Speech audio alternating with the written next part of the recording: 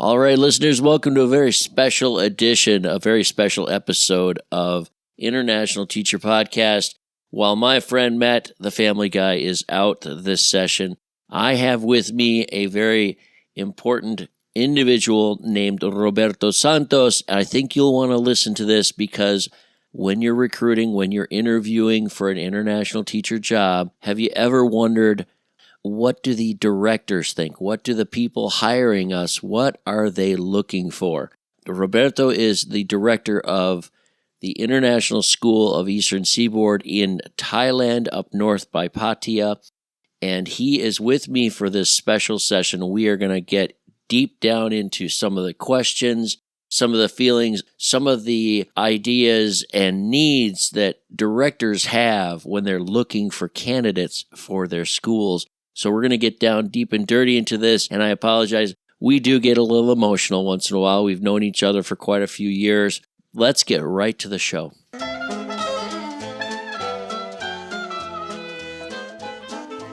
Welcome to the International Teacher Podcast with your host, Greg, the single guy, and Matt, the family guy. We're recording episodes from around the globe to tell you about the best kept secret in education. That's right, it's teaching overseas. We're glad to have you. So this is Greg, the single guy, and with me today, I'm very pleased to have Roberto Santos. He is an educator. He's been in international for years, and he is coming at us right now from Thailand, the northern part of Thailand up by Pattaya. How you doing, Bob? And I'm doing great. Happy to talk to you. It's been a long time. I have good memories and I think about you often. And I'm so proud of you. And I'm glad you found me. Thank you, Bob. This is going out to all of our listeners. And we have listeners that have never been a teacher before. Some teachers that are about to go overseas or wondering about overseas. And I thought it would be great to talk to you because you are in administration. You've also been a teacher, and you have a long history of education in international schools. Can you give us a little short version of how you got into international? Yeah, I grew up in New York, as you know, and I came a point where I I'm sorry to say, but I was not happy in the States, and somehow I found that there was a position in Guatemala. And I applied for it. Strangely enough, it was not through a recruiting agency. It was just word of mouth. But anyway, I went from New York to Florida and met the head of school there. And he liked me. Not sure why, but he liked me. So, 3 months later, I was in Guatemala. And that kind of, sparked something in me. I like being out. I like being able to be what I, at that point, thought it was free. I could be who I was. And that's how it started. From there, I went to 2 other countries in Central America, Honduras and Nicaragua. And that was a good thing for me. I learned a lot about culture, the educational systems, all those kinds of things that, I knew some of it, but, not in depth, than when you live in a place like this. Then after that, at some point, I went to Kuwait. I spent like 8 years in Kuwait, and I learned a lot of things in Kuwait, the Arab way, Islam and all those kind of things that it's foreign to all of us from the West. We just hear what's in the news and those kind of things.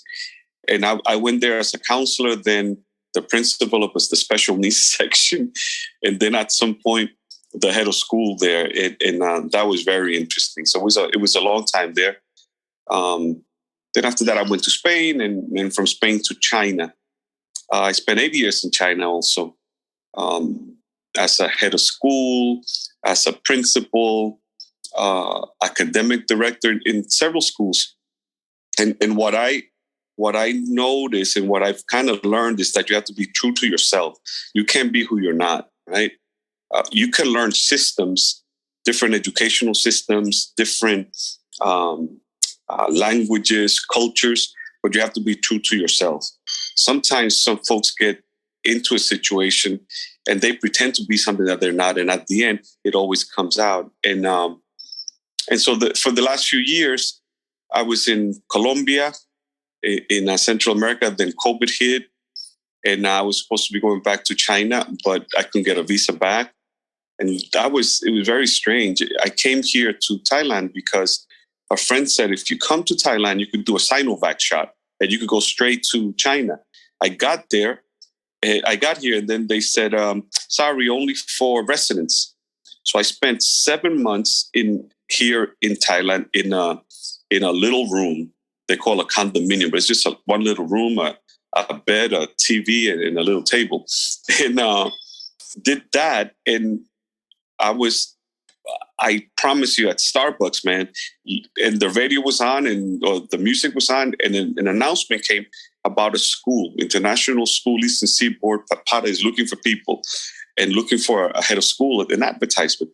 I didn't think about it because I was going back to China. 2 days later, I get a call from the school that they saw my name in a publication or something. And they thought it would be interesting to fly me in, right? And I'm laughing. I said, these people don't know I'm like 25 minutes away from where they're at. So I talked to them for a few days, and then they said, we want to fly you in. And I said, no, don't worry about it. I can drive in, and I went in, and like 3 weeks later, had a bunch of interviews, and they hired me. So I signed the contract November 30th of this year. November 30th, and then December 1st, I start. What happens the 30th of November, I get my visa from China. And I said, so what am I going to do now, man? And so I said, I committed with these people. I'm not just going to, say, forget it. My visa came back. So I decided to stay. It's a pretty school, a lot of stuff, I think smaller schools are more complicated. I don't know why, but it's really complicated because there are a lot of people who've been there a long time, very few new people. And so people that have been in a school a long time, they feel like they have ownership of things, right? And they're always talking about the past. Yeah. And they're always talking about the past, right? I've had to hire 8 new people for this coming year. All really superly, highly gifted people. Several of those people that I knew in China, right, that worked for me, and those kind of folks who are talented. So, one of the things about I've also learned is you don't forget who you've been with, who's been successful, right? Because you never know when you have to call them and say, hey, I have a need, right? And then that happens. So that, in a nutshell, that's kind of how I been playing this game. It's a long game. I live on a golf course, man. Think about it. Man. This school is in a golf course. Yeah, and I have a golf cart, and I don't play golf. And I got this fancy car and this 5-bedroom house. It's bizarre stuff, right? But I don't take it for granted, right? Because just like you, we've been blessed, right, in a lot of ways. And so for me, the education piece is really important. But for it, more than anything, is the humanity of it, right? Being able to reach kids in a humane way. They got to learn how to do math and all this stuff. But for me, it's more the guiding young people to be good people of service, people who are committed to make the world a better place. I talk too much, man. So you can shut me up whenever you like. Well, I'll comment real quick on what you said about having all the big stuff, right? You're head of school, so of course you're going to be in a big house and you're going to have a car and a driver and everything. But you're also one of those superintendents, one of those heads of school that I know already, but you're one of those that invites your staff over for a dinner. You have us over for an evening, like an evening with special, like a few teachers just to get to know like a grade level better. That's right. So you'll invite people over and share what's been given to you, and you help out. Yeah. And I know the other thing is that, the longer you're somewhere, the more the onboarding process gets better. You and I work together on onboarding for teachers, for new teachers. That's right. So when they land, you're the kind of guy that's usually, and if you can, as much as possible, you are there at the airport and you are there to say, hello, welcome, I am here for you. And that's so special. Not every director does that. Not every director can. But I think that's but you know what? Nutshell. But it's something else. Even you also, I think we've stayed humble. Some people are not humble in education. We've had some friends like that who were not humble, and it's hard to even talk to them, right? But I know that I know some stuff. You know that you know some stuff, but it doesn't mean that you have to be tooting your own horn all the time and that other people are wrong. They have differences of opinion, and that's okay. I think as long as we can communicate and chat and just be human beings, decent human beings, I think it's important. But I don't like, having a superiority complex. That's not me. That's not Bob. Well, I'm no, it's not you at all, because you're about the humanity of people. You're like, I want to sit down and have a real conversation with you. So if I interview with you as a head of school, you're going to look at all those things. Are you accredited? Do you have the certification? Do you have the experience? But in the end, what's going to separate the people that have the star, everyone looks good on paper, right? But when you sit down in an interview, I know you, Bob, that when a person sits down with you in an interview and a stellar CV, if they are not just like transparent and open with you about what they need, what they expect, and what they're hoping for, and what they can bring to your school, then you're not going to hire them, because they're just good on paper. And you and I have seen people like that come and go. They're the people that think the best of themselves, and they're very rigid, and they want to show off. And that's not what you're looking for, I would think. No, not at all. Not at all. I want people who are competent, who know their business.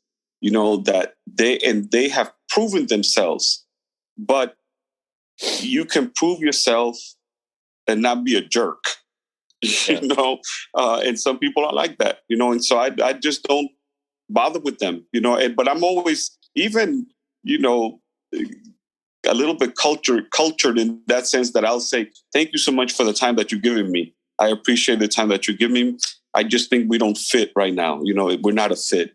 And I wish you all the best, and that's it. And I move on, and they'll move on, So let me throw another curveball. Go ahead. Tell me another one.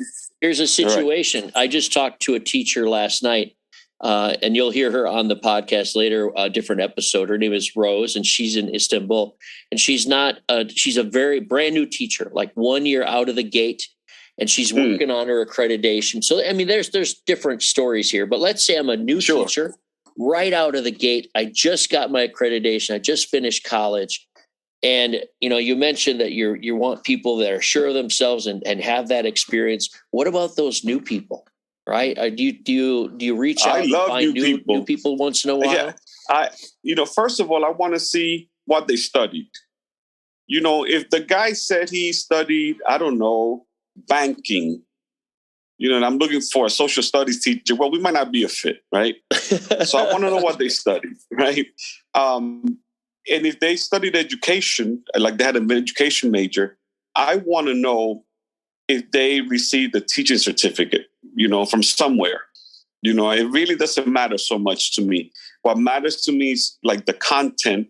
After you've been around a while, right? The different programs and all of that, and what school is good and what is just, trying to sell diplomas and things like that, right? So I want to know that stuff. But even if a person does not have a teaching certificate, and I'm talking to, and I'm bringing this up now because I have a young man just like that, really smart, and he's eager to learn. See, if you're smart, young, but you're not eager to learn, we won't talk. But if you're eager to learn, and you could see that on an interview, the questions that are asked, the answers that are given, right? I don't mind giving a person an opportunity. Now, if they don't have all their studies, like the certifications and all that stuff, that's a kind of prerequisite. At some point during this time that you're with me, you got to do it. You have to do it. I'll give you all kinds of names of places and schools and things that you can do, but you have to know. You have to know the basics of education, or I don't mean to say education, of teaching, right? You have to know how to teach.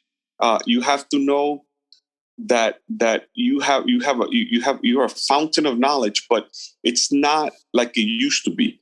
All these little kids that you're teaching will probably know more about what you're teaching them, in a little bit, because they have the technology. The technology world has changed all of education, right?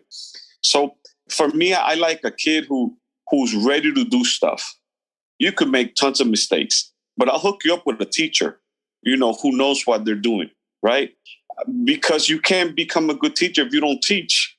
Right. I want to be a teacher, but I won't hire you.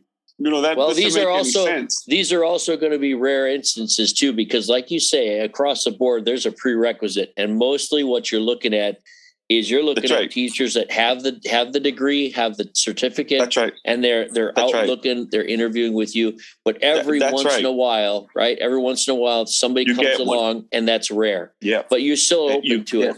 But it's not something to bank on. And something else for especially those people, but everybody. I want to know what people say about you.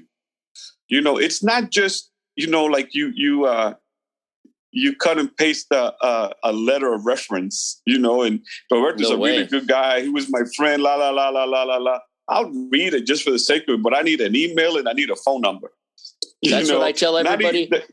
In that book that I wrote, Bob, in Finding the Right Fit, I said part of the interview process, part of going to those job fairs, even if it's just a video interview, you better be ready to hand over, Bob, if I'm interviewing with you, and many other directors, any director across the board, I'm going to hand them a cell phone number for now. Like, where is that person now? And I want the email of that person now. And they need to know that you're going to call. Because you're going to call and you're going to follow up on minimum 3 different people to find out who this person is. You hit it right on the head, man. Minimum 3 people.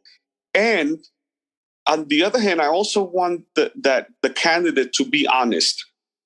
Because we've been in the same situation where we've had really bad experiences in a school, in an X school, whatever that school is. And so because the world is so small, you want to make sure you said, you can speak to the fact, well, I was at this particular school and I put it on my CV, but it was not my best experience. And I learned this and this and this and this from it. And so then the interviewer realizes that you're not trying to hide stuff. It's the worst thing to try to hide things, in this world that we live in, right? Because one of my preaching things I've said is you have to be transparent in an interview for overseas, because what I say to my listeners is I've always preached that the biggest investment a school has as a business, as an entity, is the international teachers they hire, because you're hiring for a contract, insurance, housing, and everything goes down and it ends with the kids. So if you're having an interview in a weekend or over a series of videos, what's happening now, but later on, if you have a series of interviews in person with that candidate, they have to let everything out. They need to be transparent about any social needs, any physical needs, anything that they have a problem with, their history of teaching, right? And I had marks on my CV, and I had to be very upfront and say, of course, this is why I was in Egypt for 1 year and I broke contract. You have to own up to it. That's right. Because if you find out somebody's hiding something, you can't trust them, and that they're building trust with you, right, Bob? As far as interviews for international business, international schools, the interview process is so important that there's a trust that's built up that continues as you work at that school, right? Absolutely. And also, somebody interviews with me, I've been through a lot of stuff. So I cannot believe that you've had such a squeaky clean life. That all your jobs were just perfect and everybody thinks you're God's gift to education. Well, maybe in a lot of things, but some places you had a hard time. So I'd rather hear that than see it someplace else. But I think competence. I had to write. You know how we were supposed to write like articles once a week for the community, the teachers and the parents and stuff. So I'm supposed to write from the head of school. That's not even me. But so I was writing this thing, and it came to me that in order for our school to grow, teachers need to be competent. Competent excellence, right? But if we don't have those people and you hire these folks, then you have a problem in your hand. On the business side, because it's not cost effective. When you bring somebody from another country to wherever you're at, that's a huge expense, right? All those kind of things, right?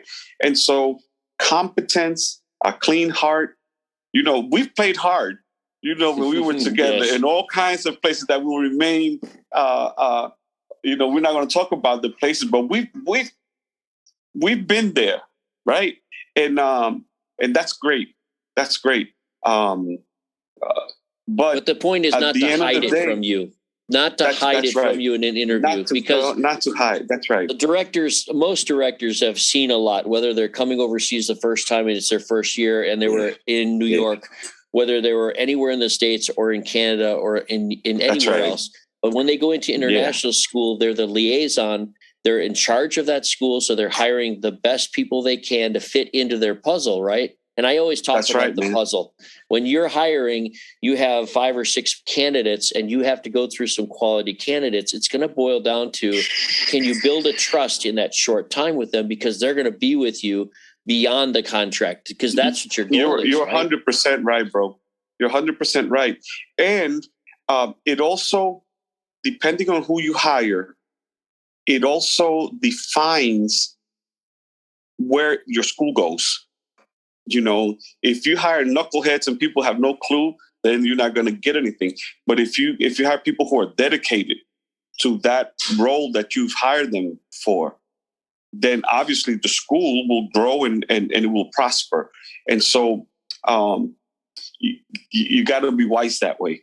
You got to be wise that way. I don't know. I could say a bunch of more stuff, but I think that that's what I think. No, those are excellent answers. I appreciate that, because when the audience, am I when passing our listeners, the test? You're doing a great job, Bob. I mean, all right, man. When it comes from me as a teacher, I'm on the other side of that, right? And I know you as an administrator, as a friend, as a teacher. I know you. I've worked for you before, but our listeners have to hear it from someone like you, because I've already written about it. I talk about it, but when you say these things and affirm the way, I know that means a lot more than me saying it. And not every director is willing to come onto a podcast like this. And it's brand new. Right. There's very few of us out here that are talking about this. So I appreciate your point of view, which is huge. Well, but you also bring something really important. You could have done all kinds of other stuff in education, but you chose. See, this is another piece, right? Not everybody has to be a head of school or whatever.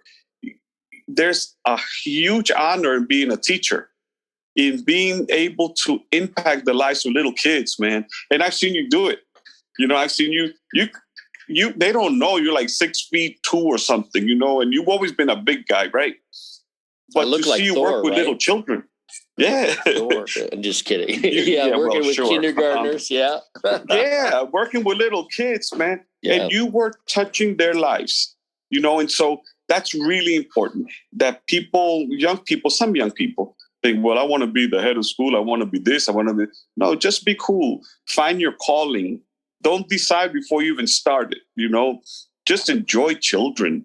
I don't understand why that's so complicated. When you open your heart and you let them come in, they quiz you, they question you, they disobey you, they laugh with you, they cry with you. And all through it, you're molding lives, man. We need a world of peace where people get along.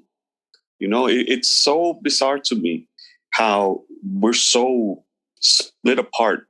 The world is, unfortunately, where we come from, it's a huge mess, and then I look at us too. We come from two different worlds, man.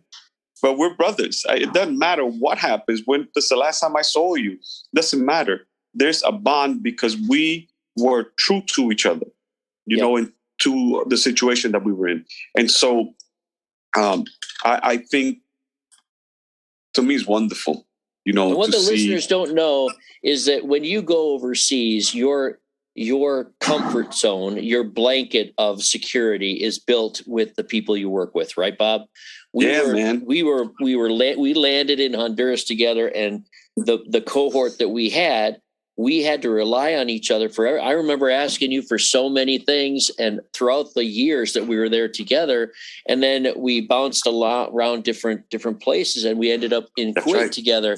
And those it doesn't matter where you are. The people that you work with tend to be your family.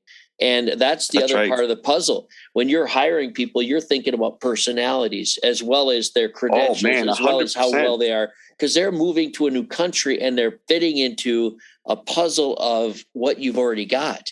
And it's a mind boggle for me to be in that position that you have to choose people, not just based on what they're on paper, not just their experience, but you have to think about them in a new, completely foreign, different situation. That they're going to, and hopefully they're going to become friends like we did all those years back, because we've gone our different directions, but we're still family. Every country I've lived in, I have a new family. You know, I have a very small percentage. Bro. There's a handful. Well, me too. Right? Yeah. I can think of three of you from Honduras that I still keep in touch with, but it's like family. And it's really important. And I think that that's a huge step for our listeners to understand, is that when you go overseas, you're not alone. If you go to the right school, right? If you go to the right school, you got to go to the right school, fit, right? You got to find the right school that's going to do it. Yeah, and I think a question to ask for your listeners, people that are trying to go other places, you got to ask. This is a question I would ask every single time. Is there a person assigned to me to be able to help me through this? Right? It's usually an HR person or something, or a teacher. Will there be somebody to pick me up at the airport? Am I going to have to take a taxi? If you go to a school where they say, no, you got to get here on your own, go someplace else. Don't even waste your time. Because if they do that with a small thing like this, what happens when it's a major thing, right? They're going to leave you on your own, and it's problematic. I think a head of school, a principal, and teachers need to go meet the person that shows up. It shows that you care for that person. It shows respect, that you think is important enough that you stop your day, whatever you're doing, and go and meet a new human being that comes to your family. I would not go to a school that didn't pick me up or have people there taking care of me, even if it's for a couple of days, right? And mentors, teacher mentors, you know, buddies, whatever you want to call it. I want to know that I could talk to a specific person about my needs, you know, medical needs. I don't like this kind of food. Can I get a better, you know, I don't know, mattress, whatever, but I need harder pillows. Or how do I get the classroom? How do I get the copies made? I'm having a problem with this, or simple things like that. Something I need to talk to and get you through not just the school, but the life that's part of it, right? Life, yeah. Somebody that's already been down that road, right? Someone that's already asked those questions.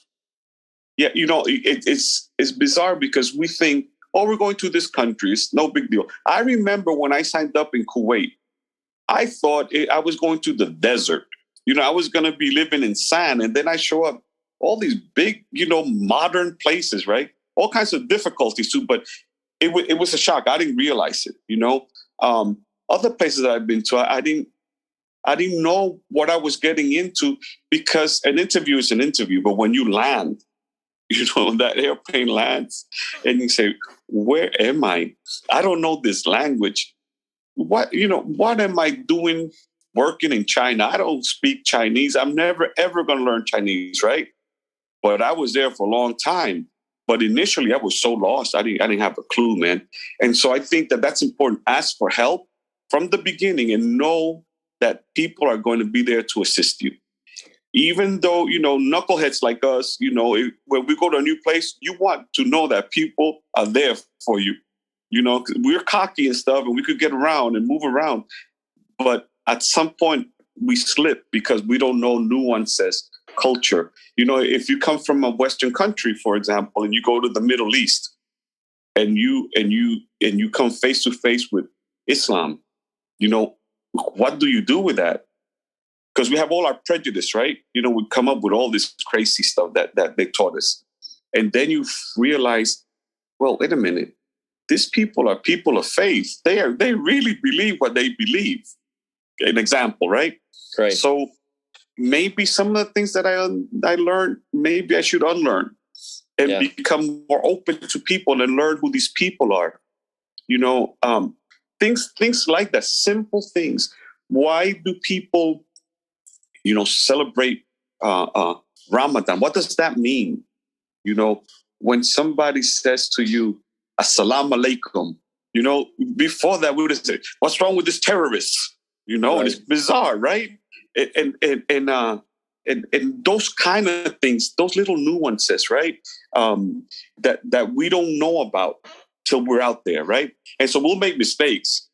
You know, we'll make mistakes, but most people, most cultures that I've been are generous, you know, and they forgive our silliness because they understand that it's not purposeful. But yeah, you gotta have help when you get into a place. All right. Let's take a moment break for a little contact information. We'll be back in 5 seconds. If you want to give us a little shout out and reach out, you can find us on Gmail at internationalteacherpodcast@gmail.com. Remember, complaints can be addressed to Greg, the single guy. And we are also on Instagram, ITP Expats. You can find us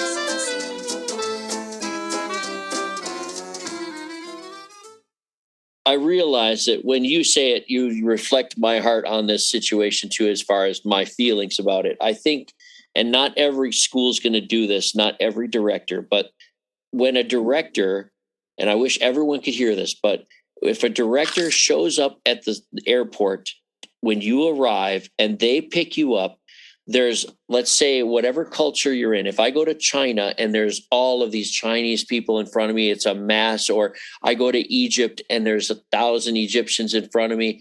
If I go to South America and everybody's speaking Spanish and it's this massive, you know, this humdrum of activity at a major airport, and I see one person, I see a face that I already recognize from an interview.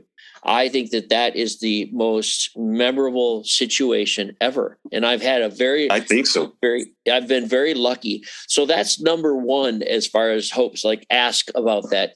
You mentioned a couple others. Can you go back to that for candidates that are trying to look at schools and a little bit like the make it or break it questions? Do you have can you repeat those, what you think a candidate should ask about the school? I think one was, is somebody going to meet me at the airport? You need to define your, you need to make sure the salary is agreed upon and signed, right? What are some other ones? That's right. I want to know if I'm going to teach, I want to know what curriculum is there. I want to know what it is I'm going to be teaching. Don't make me wait till I get there to tell me. Right. You know, don't wait till I get to the school and then you show up with all this stuff, right? I want to be able to, if there's a teacher that's staying on my grade level, I want to be able to talk to some of those people. Hey, tell me about the school, what you guys are teaching. You know, what's the dynamic of those things? What about resources? Another question about resources. Do I have to come with my own stuff? Or are there resources available? We've been in places that you better bring your own stuff because there was nothing there, right? Those kind of questions. Housing. Am I living at school?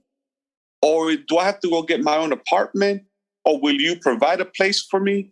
What do I have to do? I think that's pretty important because we're innocent when we go there. And we don't think about that.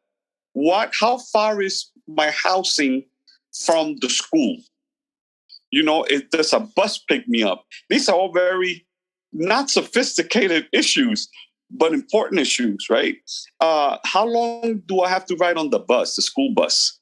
one way, 2 ways. So it's 45 minutes. Jesus Christ, that's like close to 3 hours, 2 hours that I'm going to be riding. Am I willing to do that? If I wanted to buy a car, what's the car market like, or motorcycle, whatever, right? So I think you got to know your living situation. I think that's really, really important. Your daily that supports your teaching. If you're happy in your life and you're settled before you start teaching, then your mind is not on living; it's on the teaching. You do 100%, right? Yeah, Greg. Something, food. Some countries, you got to know what you can eat and what you can't, right? That's crazy, and we don't even think about it. And words that you hear that you might not even understand. Oh, this supermarket is halal. And you say, what the hell? Is that a brand name? Is that a brand name? What is that? Words like this country is dry. Well, no, it's not to do with rain. It's that if you're an alcoholic, it's probably not the best place for you to go to. Things like that, right? Things, and in the Middle East, I learned so much, but, the prayers, all of a sudden you hear, like sounds like songs in Arabic in the afternoons, and you say, what is going on? Well, those are, afternoon prayers, right? And things like that. But I think the nitty gritty stuff, how is my apartment or house furnished? What's there? And what's the payment? Is it stipend or is it paid for? Yeah, absolutely. And my airfare is my airfare initial terminal, which means you pay for the first airfare and you pay for the last one at the end of my contract, or do you pay for annual, or do you pay for nothing? Because some of the European schools won't even pay for that because that's European schools, right? Depends on every school, right? Go ahead. And something else that's really important, the word home of record, which is a really interesting little word. I've been dealing with that lately from some teachers. So let's say they're coming from China to Thailand, right? So they put down that that's their address, right? Some schools are really smart and sneaky. So it's time for the person to leave. But he really was from New Zealand, but he was living in China. So his home of record is really New Zealand. And so now they have a fight at the end of the whole thing, right? So I've told all these people that I'm hiring now, I said, please, I know where you're coming from, but I need in your contract to write where your home is. Where would you go if you were to leave tomorrow? To see family. Yes, to see family, that's right. To go and come back. That's right. Right. You're not going to China because you don't live there anymore. Because you're from New York and you're going to go back to New York instead of going to China because that's your home of record. That's right. Your unofficial home, which is some of us don't have. Yeah, absolutely. So it's really important. I think that's a really important one. Home of record. Where is your home? Because what happens is that most contract says the school will pay for the least expensive, ticket to your home of record. But you put China and it's 2 hours away versus the 4 hours that it takes to get to your home, your real home. So you got to make sure that that's clear. That conversation has to come up. And those are the major ones, though. I made my little list, too, and it had to do with what am I teaching? Go ahead, bro. I was going to say. What am I teaching? Yeah. Yeah. What am I teaching for sure? And is that going to change? I mean, and they say, well, maybe, but when you get here, that's what our agreement is. And let's do that. Okay. And we'll talk about it later, but you need to have them say it and you need to get it on record and say, this is what you're teaching, how much you're going to pay me, and what the payment scales are. That's something that you want in writing, I think, from any school before you get a plane ticket. And vacations. Yes. When am I off? The contract. When do I have to return? Yep. You want to see the contract. And that has to include, like you said, is a very good concept, is that we're getting nitty-picky, a little bit more into detail about the home of record and stuff. But if we don't talk about it now, it's not always going to be brought up by all the directors, all of the HR people, because they might take for granted that you've already know that. That's correct. So for you to bring that up, I wouldn't have even thought of to talk about that, but I'm glad you brought it up because it has a lot to do with that. You have. I've been That's why dealing I'm with asking that. the master. No, I'm asking a teacher who's leaving, who is going to New York because he came from New York, but he lives in St. Petersburg, Russia. That's his home. And so the school, trying to be smart, like, they want to save some money. Well, that's not your home of record. It says New York, New York. And so we the have to go school through is that. going to send him back to New York. Yeah. And you have to deal with it on the side. That's right. And so I took care of it and all of that. But that's why it came to my mind, because it could happen easily. That's a very good point. And I think I think when you're looking at a school or looking at a second or third or seventh school, these are all really good interview questions, whether or not you do it on video or you do it in person, hopefully. And I tell people to go to a job interview in person if they can, to a fair, because you can read a person differently. And I think a lot of 100%, of directors feel that way. That's why schools send their directors or somebody to represent school to see the people in person. Absolutely. And hopefully, Bob, hopefully they'll be back in order. I think ISS is hopefully going to be doing face-to-face next year. And I think the other ones, there's one in Bangkok that happens every year. I hope that one works. Yeah. Search, all those big recruiting fairs, I hope they happen. Yeah. Yeah. So far, all the recruiting we've done has been online, Zoom meetings, just like this, and I want to see somebody's eyes. I want to see they're sweating. I want to see, if they can look at me straight in my eyes, right? And I think it's important. There's so many things that in such a simple profession, but a very often political profession too. All kinds of things going around. That you don't know. Let me give you two quick little pieces. For example, especially very young people who haven't been out a lot, especially Western young people. A good question should be, and I don't know how you do it, but I'm a single person. What is the dating in the country like? Is that possible? That's a weird question, right? But it's not, because some people make mistakes. Like right away, they're talking to another person, and all of a sudden and then they wind up getting in trouble with the father, the school, the whole thing, right? Then the other piece is not everybody's involved in this, but the alcohol consumption. How does that work? Yes, because you lived it, right? Sometimes people think that they're at home at the beach, and they're walking around all messy, but in most countries, a teacher is seen with a lot of respect. And so families are looking, what's Mr. Santos doing in the corner grocery store, drinking a beer and smoking a cigarette? That sounds really weird, but it's a fact, And so, as you know, we would have gatherings in my house and stuff, or somebody else's apartment. And so what you do in your place, it's your business, right? But I think we need to be respectful of the country that we're in, their customs, right? Because we are guests in that country. Man, I don't know how many times I said that to people. Hey, brother, you are a guest in this country. If this is what you do at home, go home. It's all right. But when you represent the school, you represent your country, whether you like it or not. At all times. And people are always observant. Absolutely. So I have two... Again, talking too much, bro.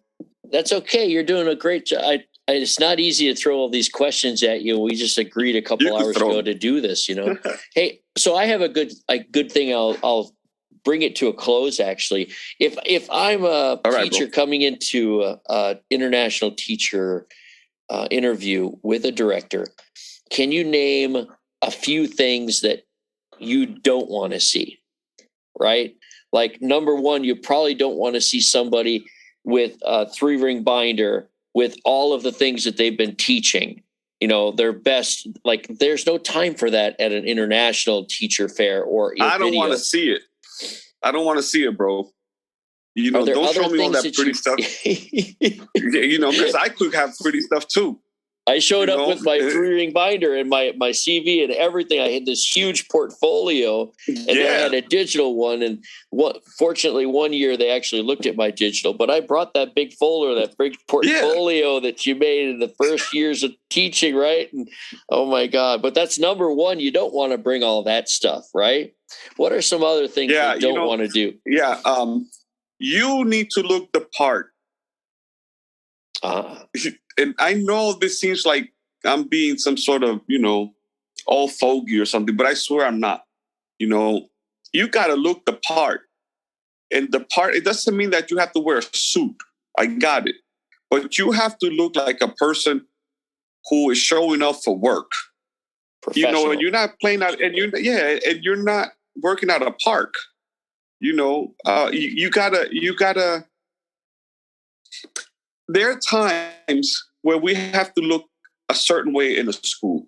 When we have an interview, we have an assembly, we have something, they have their own dress code. And you got it, and just follow it, right? There's some times where you're free to do what you want to do. And when those times are.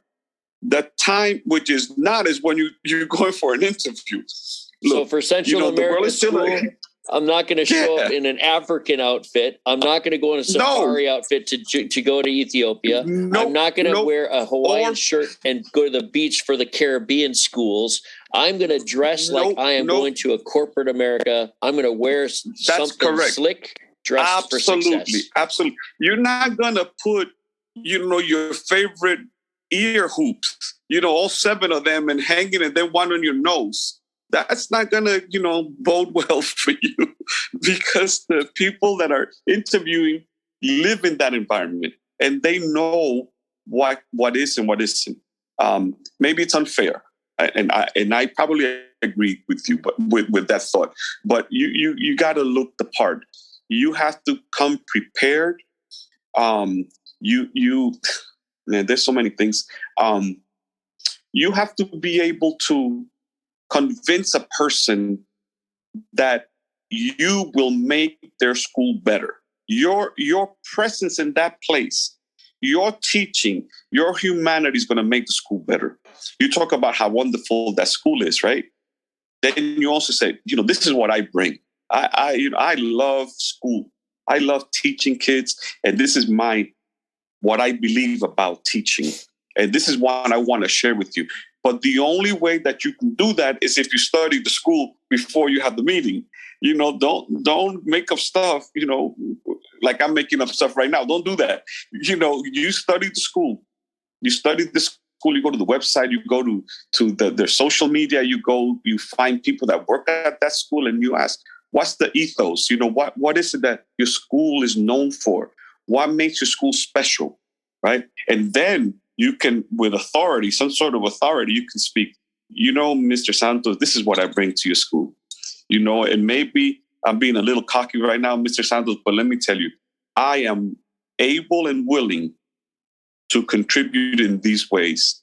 I know I'm assigned to being a 3rd grade teacher, but I have other skills that I'm willing to share with the school. I'm not asking you to pay me more, but I'm willing to share those things that I have with the school. And I think that goes a long way. That's all I want to say about that. I think that's important that you go into an interview, unless there are a few instances like at the job fairs where you have a last minute interview that's set up by the school. That's right. You may not have chance to research them. But I tell you what, if I go into a second follow-up interview with that school, then I would research. I'd research everything I could in that heartbeat between the 2 interviews. I'd set up enough time so that I could research that school. And I've done that in the past. And other people that go to job fairs will know that, especially if they read my book, right? But they will go hopefully into a job fair. And if you go into a video interview that you're serious about, we as candidates need to show that we are aware of what your school's about. And we should have a couple questions that show that we know what's driving your school, right? Absolutely, brother. Absolutely. Because you also, from those kind of questions or the offers that you make to the school, you then listen to the responses. from the interviewer, right? The guy that's interviewing you. You just said, I'm willing to share. And he just dismisses that. Then that's a big statement, and so those are the little nuances, right? And I tried to but you got to hit start on that. someplace. I tried to hit on that with describing, like in my book, I was trying to describe what are some of the best questions, but I couldn't do it. I eliminated that. And I said, you know what? There are some good questions, but the best questions, I don't have them. There's no laundry list. The ones that you and I talked about deciding whether or not that school's for us, that's a different story. But interview questions to practice beforehand, I don't think we can do that. I think knowing those questions we talked about before, but this is not like other interviews. You can't go in there with, bulletproof with a bunch of practice questions that you've done and you rehearse with mom and dad or your buddy or your wife. You can't prepare for this in that way. I think the research is more important. I think being yourself is more important, and listening skills with the person interviewing you. They should have listening skills. You should be listening to them and listen to them ask you questions that you can answer, right? Absolutely. Listening. We learn a lot by listening, man. We don't learn much when we talk. Because the brain can't function that way, and so we got to listen. Can you verify one other thing for me? I've told a lot of people that when you go to a job fair or when you're in the international business, it's the admins are a lot like the teachers, and you've been teachers at some point international. Sure. And you're just like us. You're chatty little hens, and it's about who you know. So that's right. You burn a bridge at a school, and it's going to bite you later. If you leave or if you go to a school, if you're in the wrong school and you leave it and burn your bridges with these people and get onto those websites and crab about the school and put a lot of negativity to get back at them, it's going to mark you in our community because the administrators, you all know each other. I think it's the smallest district in the world, but it's worldwide. That's right. You guys all travel together, like when those recruiting seasons happen. You're talking about each other. You're sharing ideas of who to recruit, who you've heard about, openings that other people are looking for. You work as a team, sort of, as well as against each other. I guess it's fair to say. It's a competition, but it's also work together to find the right fit for the school, because that's not like other schools in the States, for example. Yeah. For me, if somebody has said something negative about me in a school or something, I do not respond to that stuff. I do not spend 1 minute because it's going to come back and bite me. You see, we said this about him, but look what his response is. And then they'll have a litany of stuff.